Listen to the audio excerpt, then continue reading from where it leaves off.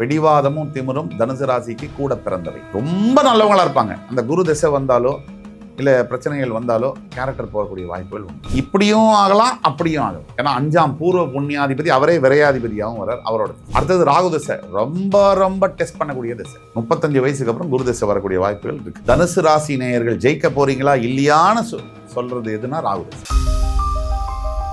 Retro ஆன்மீகம் நேயர்கள் அனைவருக்கும் வணக்கம். இன்னைக்கு நம்மளோட சுபாஷ் பாலகிருஷ்ணன் சார் தான் இணைஞ்சிருக்காரு. சார் வணக்கம் சார். வணக்கம். ஒவ்வொரு ராசிக்கும் அவங்களோட குணாதிசயங்கள் என்ன, அவங்களுக்கு எந்த டைம்ல எந்த மாதிரியான ஒரு பீக் நல்ல விஷயங்கள் நடக்கும் அப்படின்னு நீங்க நிறைய விஷயங்கள் ஷேர் பண்ணணும் சார் எங்களுக்கு. அதாவது அருமையா சொன்னீங்க. எல்லாருக்குமே என்ன கேள்வி அப்படின்னா, எனக்கு நல்லது நடக்குமா அப்படிங்கிறது முதல் கேள்வி.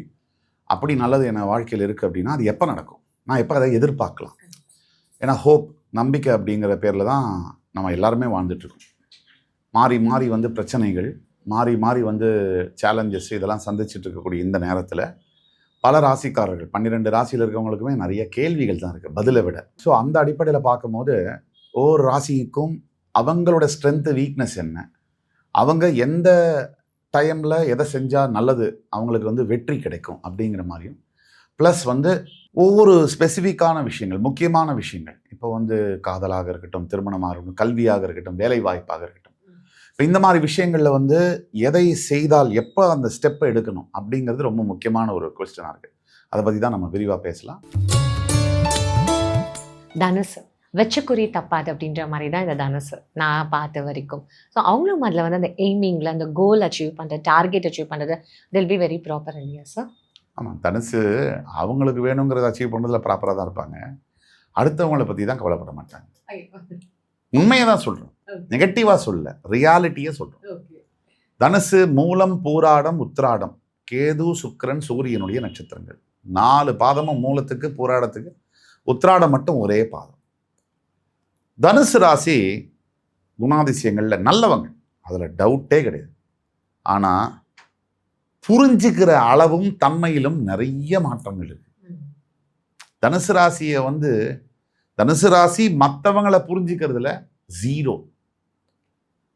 யார் நல்லவர்கள், யார் கெட்டவர்கள், இந்த அடிப்படையை கூட தனுசு ராசியால புரிஞ்சிக்க முடியாது.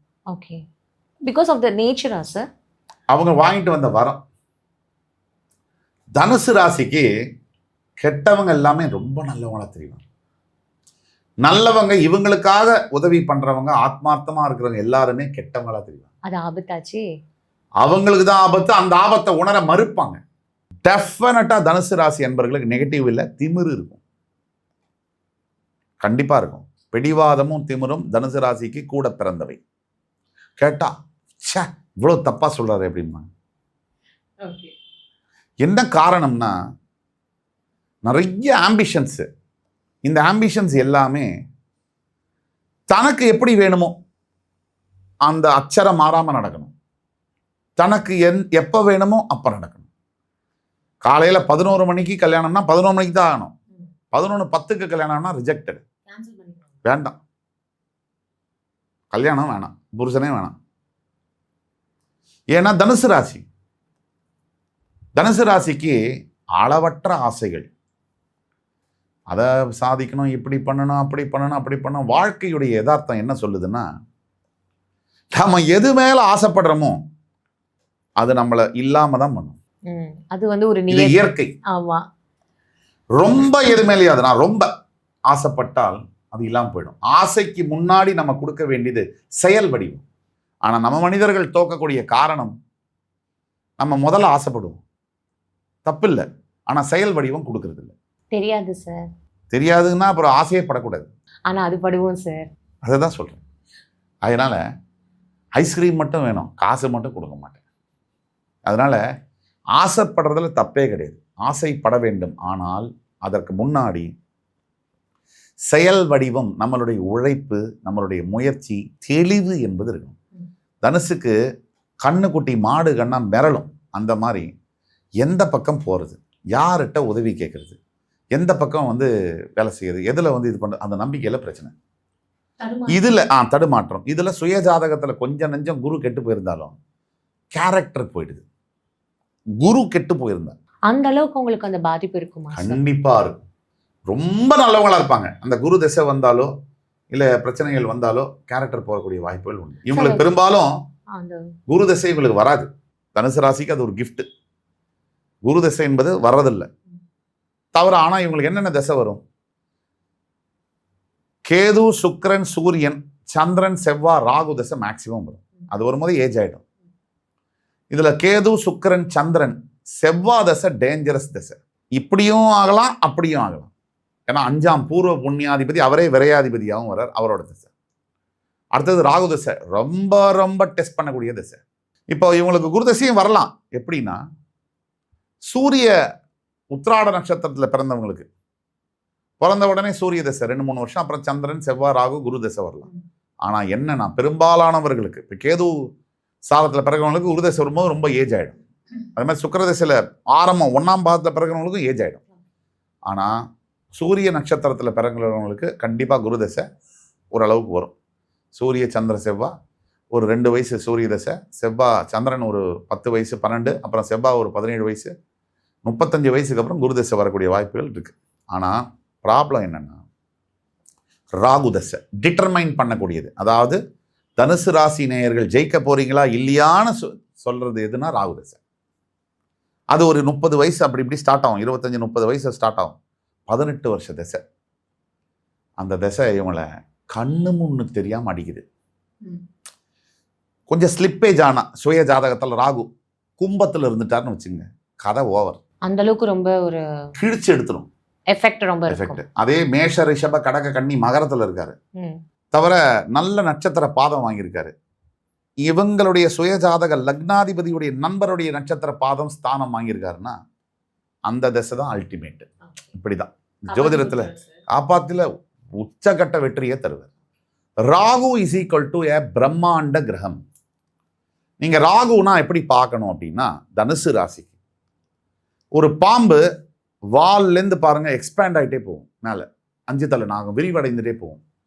ராகு என்பவர் தலையிலேருந்து இடுப்பு வரைக்கும், தொப்புள் கொடி வரைக்கும், தொப்புள் கொடியிலேருந்து கால் வரைக்கும் கேது, சுருங்கும் தன்மையை உடைய planet, contracting planet. Rahu expansion planet. இப்போ இவங்களுக்கு ராகுன்னா பிரம்மாண்டம், விரிவடைந்துட்டே போகும். நல்லதும் அப்படிதான், கெட்டதும் அப்படிதான். அதனால தான் தனுசு ராசிக்கு ராகு திசை தான் டிட்டர்மைன் பண்ணக்கூடிய திசை. லைஃபை நீ யாரு, உன் லைஃப்ல நீ எப்படி இருப்ப, ராகு திசை. Super sir. சார் உண்மையாகவே இது வந்து இவ்வளோ கிளியராக யாரும் வந்து இவ்வளோ நுணுக்கமாக சொல்லியிருக்க மாட்டாங்கன்னு நினைக்கிறேன். நீங்கள் உண்மையாகவே அதை அழகாக எக்ஸ்பிளைன் பண்ணிட்டீங்க. இப்போ டெஃபினட்டாக இவங்களுக்கு வந்து ஒரு பரிகாரம்ன்றது ரொம்ப இம்பார்ட்டண்ட்டாக இருக்கும்ல சார் லைஃப்பில். அது தனுசு ராசிக்கு பரிகாரம் அப்படின்னு பார்த்தோம் சொன்னாக்க, முக்கியமாக இந்த பழைய பெருமாள் கோவில்கள் கேள்விப்பட்டிருப்பீங்க. அந்த பெருமாள் கோவில் எதையாவது எடுத்து புனரமைக்கிறதுக்கு, அது கும்பாபிஷேகத்துக்கோ புனரமைக்கிறதுக்கோ தன்னாலான உதவியை செய்யுது. ஸ்ரீரங்கம் ரங்கநாத சுவாமி பெருமான், அவரை போய் நேரில் பார்த்து அந்த ஸ்தலத்தில் ஒரு நாள் தங்கி வழிபடுவது. இதை தவிர ஏழையா இருக்கக்கூடிய 15 வயசு கீழே இருக்கக்கூடிய ஆண் பெண் குழந்தைகளுக்கு கல்விக்கான உதவிகளை செய்வது. இந்த 3 தான் தனுசு ராசி அன்பர்களுக்கு பரிகாரம். சொன்னோம், கேட்கறது அவங்க கிட்ட தான் இருக்கு. சார் இது தொடர்ந்து அவங்க பண்ணிட்டே இருக்கணுமா சார்? இது எந்த தொடர்ந்துன்னா கண்டிப்பா இந்த ராகு திசை காலகட்டங்கள் இது பண்ணணும். இது ரொம்ப முக்கியம். அதாவது தனுசு ராசி கடந்த சில வருஷங்களாவே ரொம்ப அவஸ்தப்பட்டுக்கிட்டு இருக்கிற ராசி. தற்சமயம் அர்த்தாஷ்டம சனி. நம்ம சொல்றோம் விநாச காலே விபரீத புத்தி. நம்ம எண்ணங்களும் நம்மளுடைய பேச்சுக்களும் எப்போ சரியா இல்லாம ஆகுது, நம்ம நேரம் சரியில்லாமல் இருக்கும்போது எண்ணங்களும் சரியில்லாமல் ஆகுது, பேச்சுக்களும். போகும் பாதை தவறானால் போடும் கணக்கும் தவறாகும்னு சொல்றோம். அந்த மாதிரி தனுசு ராசி என்பவர்கள் கேட்கணும். நம்ம ப்ளீடு பண்றது, அவங்கள்ட்ட கெஞ்சி மன்றாடி கேட்டுக்கொள்வது. தயவு செய்து நல்லதை கேளுங்கள், நல்லதை பின்பற்றுங்கள். உண்மையாவே இந்த ஒவ்வொரு ராசிக்கும் அவங்களோட தன்மைகள் என்ன, அவங்க எப்படி அதை மாத்திக்கணும் அப்படின்றத ஜோதிட ரீதியா தாண்டி சைக்கலாஜிக்கலா நிறைய விஷயங்கள் வந்து இன்னைக்கு சொல்லியிருக்கீங்க. மக்களுக்கு எளிதெல்லாம் அது வந்து புரியுற மாதிரியும் நீங்க நிறைய விஷயங்கள் ஷேர் பண்ணியிருக்கீங்க. உங்க நேரத்துக்கும் உங்களோட கருத்துக்கும் ரொம்ப நன்றி சார். நன்றி. வணக்கம். வணக்கம். இந்த வாய்ப்பை கொடுத்த ரெட்ரோ ஆன்மீகம் நேயர்களுக்கு நான் மிகவும் கடமைப்பட்டிருக்கிறேன். இந்த ப்ரோக்ராம் உங்களுக்கு பிடிச்சிருக்கும்னு நம்புகிறோம். எல்லா பரிகாரங்களும் உங்களுக்காக ஸ்பெசிஃபிக்காக சொல்லப்பட்டது. அதனால் அனைத்து நேயர்களும் இதன் மூலியமாக பலன் பெற வேண்டும். எல்லாம் வல்ல முருகப்பெருமான் அனைத்து ராசியினரையும் ஆசீர்வதித்து நல்ல வாழ்க்கையை வழங்க வேண்டும் என்று சொல்லி விடைபெறுகிறேன்.